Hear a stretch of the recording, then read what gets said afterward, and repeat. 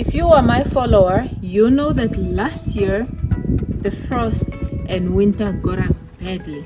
We had a good bumper crop at the farmstead and we didn't harvest a single from the tomatoes and from the peppers. What was destroyed?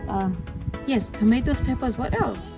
I think those were the main crops that we had during winter and they were totally destroyed by the frost. Hi, my name is Rebecca. Welcome back to the farmstead. Today we are in the garden and I am yet again having summer crop that I'm growing in winter. It seems like I'm either stubborn or I don't learn or both. But guys, today I am going to give you some of the ways that I'm going to keep this crop safe from winter, or I'm attempting yet again, and I'm going to give you some other tips on how to keep your crop safe from frost and safe from winter. So it's a bit windy today, so please excuse me. I hope that you can hear me and you are going to keep up with me. On the 29th and the 30th, right, of May, we received our first sub-zero temperatures here in the garden. So the day temperatures are fine. They are above 15 degrees Celsius, but then at night we hit -1 degree Celsius, which is destructive to the garden. Luckily for me, I kept my focus on the weather forecast, so I knew it was coming, and we put up the greenhouses, or the makeshift greenhouse that you're seeing behind me, and my crop was safe. So today I'm going to show you how to make a greenhouse such as this and how easy generally it is, and also tell you how affordable. So I'll be able to tell you what materials I used for this DIY greenhouse and how much it cost me altogether. But first of all, let me show you some of the features of this greenhouse and give you a sneak peek of what is happening under this plastic.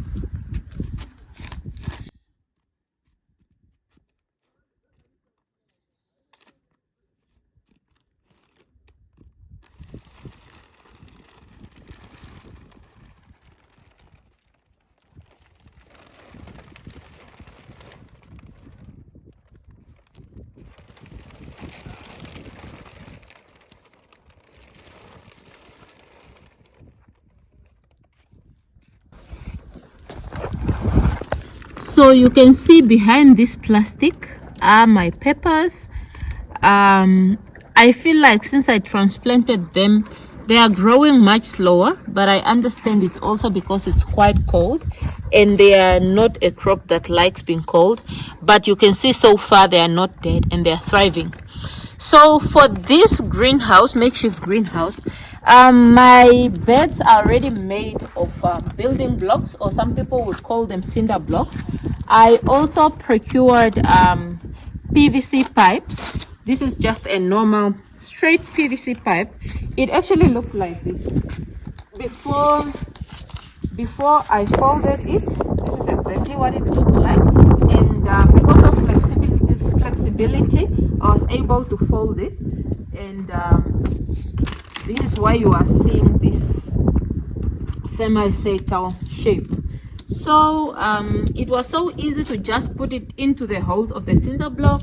I put some bricks, super bricks, to just hold it in shape, because I realized when I leave it untended, sometimes the pipe tend either to flop to one side or to flop inside, and then the greenhouse would collapse. And now the plastic, guys,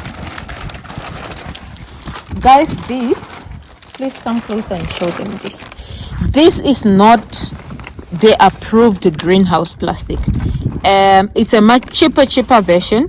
This plastic I bought for $23 in plastic packaging, Ventuc.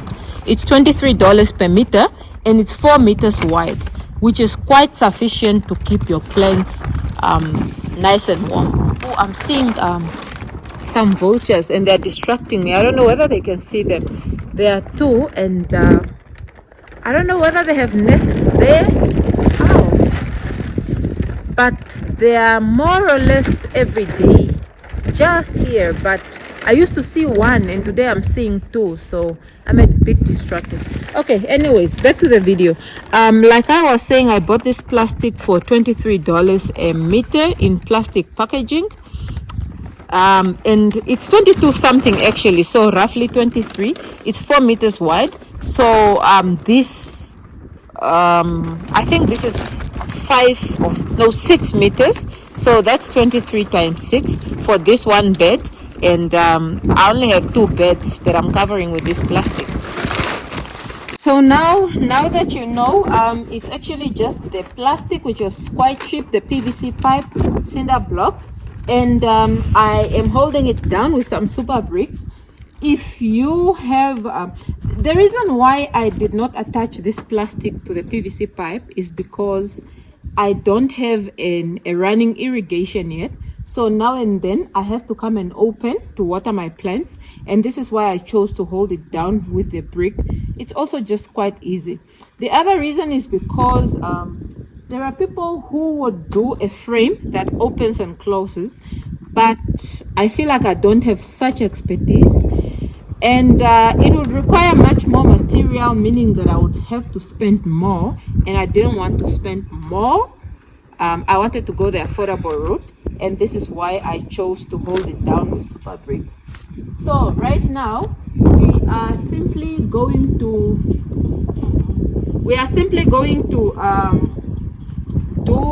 put up this greenhouse again while you are watching, just for you to see how easy we are doing it, and that you too can do this at home. So you can see there I am just picking up the PVC pipes that we are using for the frames. So this greenhouse was already up, and I just dismantled it for me to demonstrate how to put it up again. Yeah, so there we are. The pipes are up, and there we are taking the straight pipe for you to see how we usually bend it. The PVC pipes I bought for 18 Namibian dollars. One PVC pipe was 4 meters, and then we just cut the pipes in the middle, and so I ended up with 2 meter pipes. So there we are removing the straight one because I'm going to use it for another bed, and putting back the PVC pipe that was already in place. When we were done, it was now just time to put back the plastic and secure it in place with the bricks before we were done with the whole greenhouse. And it's as simple as that, really. It doesn't take much expertise or much technique to put it up, and I believe everybody can do it at home, and it's quite pocket friendly to those of us who don't have so much money at our disposal. So I encourage you to go out and get this one because it's protective. Yeah. So guys, like I said, the first way that I'm keeping my plants warm this winter is by the 2 DIY greenhouses that I have made here. Like I said, I used cheaper version of the plastic because the approved greenhouse sheeting proved to be quite pricier. It was around $250 to $350 depending on the quality per meter, but this was only roughly $23 per meter. So this makes this plastic way more affordable, and I was able to do my DIY greenhouse plastic on an affordable, cheaper version, which is pocket friendly. For the frame, I used PVC pipes like I have already showed you, and building blocks that I have already used to make my beds. I also used the super bricks to hold down the plastic because our winter is proving to be quite windy, and especially this year. And like I said, in the afternoon when it's quite warm, I come out and open these 2 ends just so that there's air circulation. Number 2, mulching. If you are my avid follower, you have noticed by now that all my beds have been mulched. I started this garden when it was autumn, but our autumn was quite warm in the afternoons especially, and the evaporation rate was so high. I was using so much water and my plants were burning. So I came out that time to put down the mulch to keep my plants cool in the summer. So mulch is used for so many things in the garden: to keep in the moisture, to suppress the weeds, and to just add organic matter to the soil and improve the soil quality. But did you know that it acts as an insulator? So like I already said, in the summer, it was keeping my plants cool. But in the winter months, when you apply mulch, or the same mulch for me that I've already applied, is now going to keep the heat in and protect the roots of my plants. It also acts as a protective blanket and it protects the plants from frost. Number 3, a blanket or a cloth. Covering your plants with a cloth or light blanket during the night can help to keep in the warmth and protect your plants from frost damage and from the very cold winter nights. You also make sure to spread it out properly. Assuming this was a blanket, you would spread it out just like we spread out this plastic, making sure that it's not touching any branches or any plant leaves, because any part that is touching is bound to be damaged by the frost or by the winter nights. Although this method of using the blanket or a cloth doesn't increase the temperature to a great extent, it works very well in ensuring that your plants don't get any frost damage during those nights you are going to experience a frost. If your pocket allows it, number 4 would be a frost blanket. So like I said, if your pocket allows it, because a frost blanket can also be pricier than a normal cloth. So a frost blanket can be purchased from any store, and especially your local nursery or any other store that sells gardening equipments. You have to note that you will need to uncover your plants during the day for optimal sunlight and airflow. So leaving it on during the day might add damage to your plants. Having that in mind, you also need to keep your eyes on the weather forecast and note the nights that are gonna go sub-zero or those that will have a frost, because removing it during the day means that the night that you are having a frost, you have to come out again and cover your plants and remove the blanket again the very next day. If you have none of the above, no plastic, no DIY plastic, no frost blanket, no blanket, you may also want to use a sack. And a lot of gardeners tend to be farmers who at some point have purchased animal feed, and these sacks that were having your animal feed, you could simply cut them up and put them on your plants. They will also act as a protective blanket against frost in the winter nights. Number 5, bubble wrap. How many times have you thrown out that bubble wrap after uncovering your new furniture? As for me, when I receive a parcel or I get my hands on that bubble wrap, I pop it like a small kid until it's gone, and when there are no more bubbles to pop, I then discard it into the bin. But did you know that that bubble wrap can also be used almost just as you use a blanket or this plastic? When you wrap it around, it protects your plants from the cold nights and from the frost. And if you are having a tree that you just want to protect, you may also wrap it around the stem, and it will protect your tree against the cold weather. Number 6, you adjust your watering routine. In winter, it gets quite cold, and evaporation gets quite low. And because of this, it may be helpful to water your plants less during the winter months.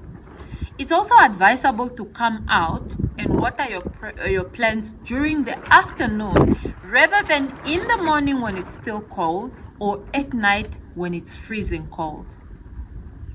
In addition, you have to avoid watering your plants with very cold water, as this will shock the roots of your plants. So it's advisable to use room temperature water.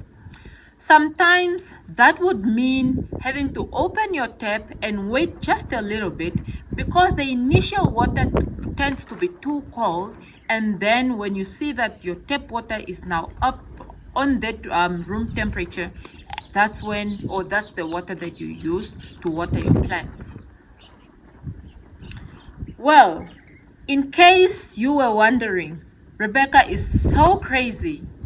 Yet again, after she was bitten, she's not shy. She still planted warm crop during winter. How is she going to protect her crop this time around? There you have it. I have laid it out on the table. My main aim for recording this video was really to give you some of the most affordable, practical ways to protect your plants this winter, because I have seen now and then farmers don't really know what to do to protect their fruit trees, to protect their veggies, and they end up losing them to winter.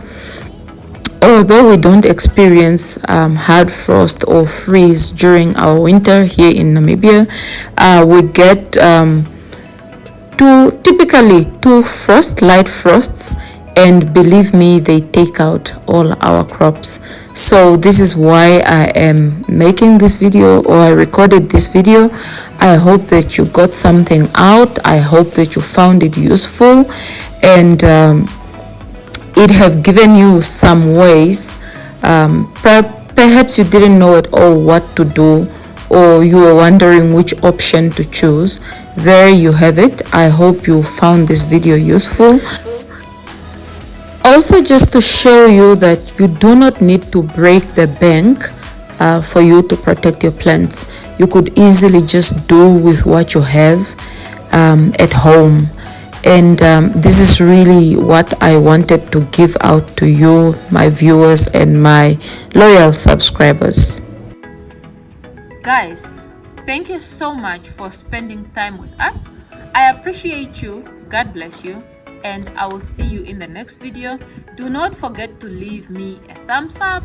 Please share my videos, and if you are new here, please consider subscribing to our YouTube channel, because there are so many videos I can do. There are so many ways I can grow, but there's no way I can grow this channel without your help. Thank you so much. I'll see you in the next one.